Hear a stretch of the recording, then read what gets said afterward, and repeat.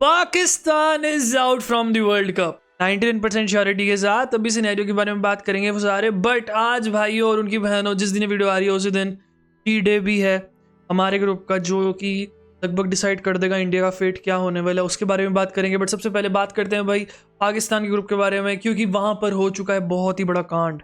Let's talk about it. New Zealand ने श्रीलंका को हरा दिया 61 रन से। सबसे पहली बात तो मुझे एक बात समझ नहीं आती है कि इस ग्राउंड पे 6 मैचेस हुए थे इस मैच से पहले, और भाई उनमें से 4 मैचेस के अंदर चेजिंग टीम हारी थी। ये 5वां मैच अब 7 में से जिसमें चेजिंग टीम हार चुकी है, और श्रीलंका ने टॉस जीत के पहले बॉलिंग ली। वो एक मुझे समझ नहीं आया, क्योंकि भाई प्रिडिक्शन यही थी कि पिच धीरे धीरे करके स्लो होती जाएगी। न्यूजीलैंड की शुरुआत में भाई बहुत बढ़िया तरीके से विकेट्स घेरती है श्रीलंका की टीम।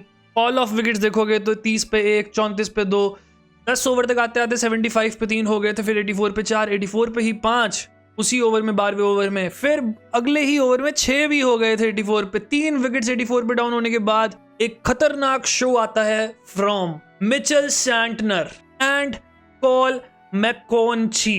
इतना क्रेजी शो लगाते हैं। 26 बॉल 47 रन और 23 बॉल 31 रन, 84 रन के आसपास की पार्टनरशिप बनती है इन दोनों के बीच में, और ये दोनों मिलकर भाई मैच पूरा पलटा देते हैं और पहुंचा देते हैं न्यूजीलैंड को 1868 पे 7 के स्कोर पे। श्रीलंका आती है पहली ही बॉल पे, मैट हेनरी विकेट ले लेते हैं भाई, निशंका का बंदा बोल्ड कर देता है भाई। उसके बाद तो बस फॉल ऑफ विकेट्स तुम लोग देखोगे तो भाई साहब 0 पे 1, 6 पे 2, 27 पे 3, 29 पे 4, 46 पे 5। एक मोमेंट पे लग रहा था कि भाई साहब क्या पता 49 का रिकॉर्ड टूट जाए फाइनली आरसीबी का। हर बार मैं यही बोलता हूँ बट टूट नहीं पाता है। 105 पे 8 पे खत्म किया यहाँ पर, और श्रीलंका को हरा दिया 61 रन से न्यूजीलैंड ने। अब भाई हो चुका है कांड in the points table, but उससे पहले one of the greatest comeback by Kiwis. New Zealand were 84 पे 6, then came Mitchell Santner and McConchie, both destroyed Sri Lanka with 84 in partnership. आखिरी 3 ओवर में न्यूजीलैंड ने कम से कम 52 या 53 रन मारे थे भाई, वहीं से ही सारा गेम पलटा था। 17.5 की रन रेट के साथ मारे थे उन्होंने रन, तो भाई श्रीलंका ने वहीं पर ही चोक कर दिया था। एक छोटे स्कोर में रोक सकती थी भाई Sri Lanka, let's be honest. Let's talk about the points table, क्योंकि ये होने वाला है बहुत इंपॉर्टेंट नजरिए से from Pakistan. Well Habibi plus की 3 रन रेट पे पहुंच गई है इस टाइम न्यूजीलैंड।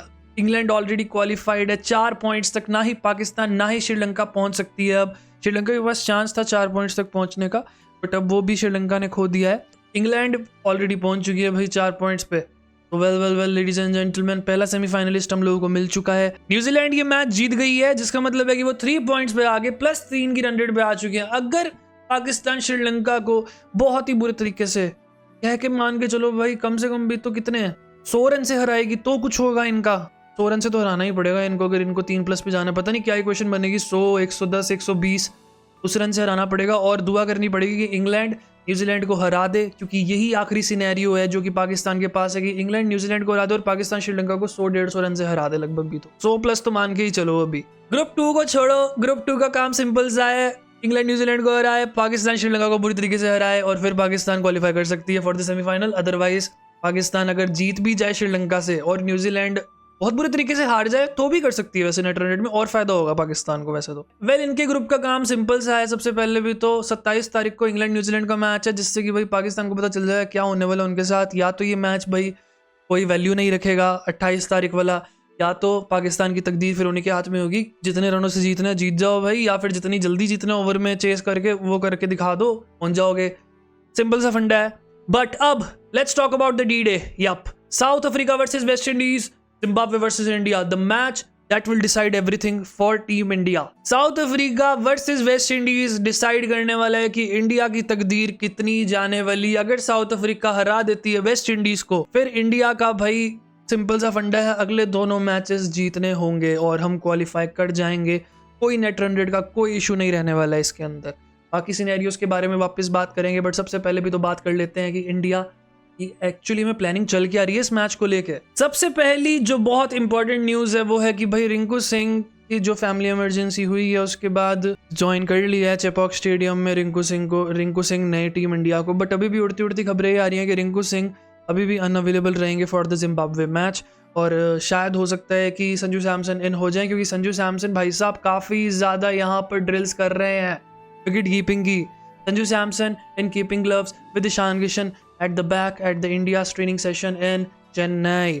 अब बड़ी बात यह है कि क्या संजू सैमसन को तिलक वर्मा की जगह लाया जाएगा या फिर लाया जाएगा रिंकू सिंह की जगह।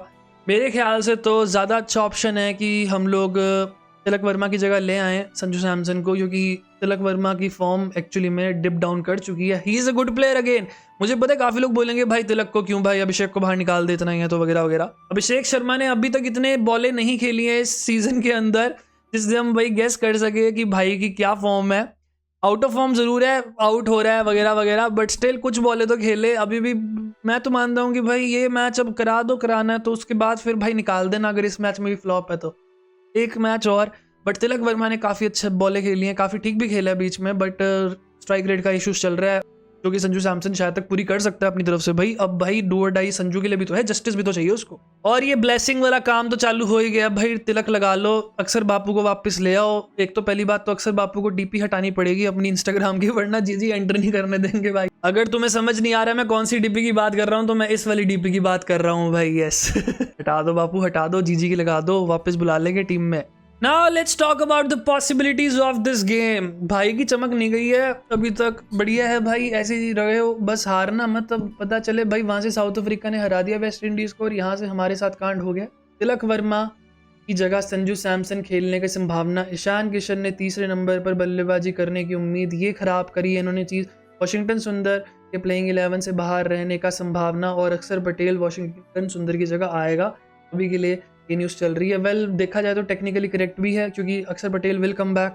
वेल लेट्स होप सो कि जीजी कुछ करेंगे नहीं, क्योंकि भाई जीजी ने अगर यहाँ पर भी एक्सपेरिमेंट करने की ट्राई करी तो फिर तो भाई वर्ल्ड कप को टाटा बाय बाय करने का टाइम आ चुका है। अब एक्सपेरिमेंट का टाइम नहीं है, वर्ल्ड कप चल रहा है, go with the playing 11, best playing 11 भाई, जो कि अब तक कर रही थी अच्छा काम। It's calculated time guys, India versus Zimbabwe, पहला होने वाला है West Indies versus south Africa का मैच जो कि डिसाइड करेगा क्या होने वाला है। वापस बता रहा हूँ, प्रोबेबल प्लेइंग 11, संजू, अभिषेक, ईशांत, सूर्या, तिलक को नीचे कर रहे हैं लोग, हार्दिक, शिवम, अक्षर, अर्शदीप, बुमराह, वरुण। वेल इन्होंने निकाला किसको है, फिर रिंकू को निकाल दिया है, संजू को डाल दिया है और तिलक को भाई शिफ्ट कर दिया है काफ़ी नीचे। मेरे ख्याल से भाई ये वाली पोजीशन तिलक वर्मा के लिए अच्छी नहीं है क्योंकि तिलक वर्मा थोड़ा सा टाइम लेता हुआ प्लेयर लगता है भाई, जितना हमने देखा है कि वो इसको खेलने के लिए टाइम चाहिए। तो मेरे ख्याल से भाई रिंकू सिंह अगर वापस ज्वाइन कर सकता है तो Rinku is a better option at the death and instead of Tilak Varma. जब करो या मरो वाला सीन है तो रिंकू सिंह मेरे ख्याल से भाई, मैं ज्यादातर भाई रिंकू सिंह पे भरोसा करूंगा अभी भी। वो एक मैच को लेके तुम लोग कितना भी बोल लो, Rinku Singh is still good.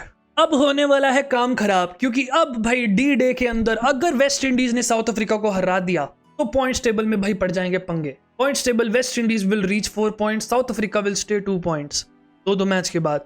अब इंडिया को बहुत ही अच्छे तरीके से अब की बार 300 पार वरना बाहर वाली सिचुएशन में आना पड़ेगा, या तो भाई फुल ऑन लप्पेबाजी करनी पड़ेगी। I don't know Chepauk stadium में पिच कितनी खराब हो सकती है बॉलिंग बैटिंग के लिए, कितनी अच्छी हो सकती है, बट इंडिया के पास सिर्फ और सिर्फ एक ही चारा रह जाएगा इस मैच के लिए कि भाई जितना हो सकता है उतनी रन रेट ले लो। जिम्बाब्वे को हम लोग हल्के में ले रहे हैं, हो सकता है कि जिम्बाब्वे कल इंडिया के भाई सारे के सारे अरमानों पे पानी फेर जाए और हमारी भाई बैंड बजा दे। कल नहीं मतलब आज ही, जिस दिन ये वीडियो आएगी उस दिन, तो कुछ भी हो सकता है। मेरे चैनल पे ऑफ कोर्स वीडियो आएगी कि भाई क्या हुआ है इस मैच के अंदर, but guys this is the end. Yes, सिर्फ और सिर्फ डी डे के बारे में बात करूंगा मैं क्योंकि ये मैच भाई बहुत डिसाइडिंग है। जिम्बाब्वे अगर इंडिया को हराती है टाटा बाय बाय है, अगर वेस्ट इंडीज साउथ अफ्रीका को हराती है तो फिर नेट रन रेट का खेल आ जाएगा, लास्ट डे तक जाएगा फिर सिनेरियो हमारा, और वो हम चाहते नहीं है इतना भी नेट रन रेट को लेके। बट स्टिल अगर इंडिया बहुत अच्छे तरीके से जिम्बाब्वे को हरा देती है तो हमारे लिए काफी फायदा होगा ये मैच के अंदर। अगर साउथ अफ्रीका वेस्ट इंडीज को हराती है तो हमारे लिए बल्ले बल्ले है, वरना थल्ले थल्ले है। वेस्ट इंडीज अगर साउथ अफ्रीका को हराती है तो इंडिया को भाई बहुत ही अच्छे नेट रन रेट से जीतना पड़ेगा, कम से कम मान के चलो 150 रन से जीतना पड़ेगा। हम लोगों को बहुत ही अच्छी रन रेट चाहिए क्योंकि साउथ अफ्रीका अगले मैच में अगर जिम्बाब्वे को बहुत बुरी तरीके से हरा देती है तो भाई साहब दिमाग खराब हो जाएगा हमारा, कैलकुलेशन नहीं होगी। और सिंपल सी कैलकुलेशन है, साउथ अफ्रीका वेस्ट इंडीज को हरा दे, good for us, we all support South Africa on this D day match. Let's hope so.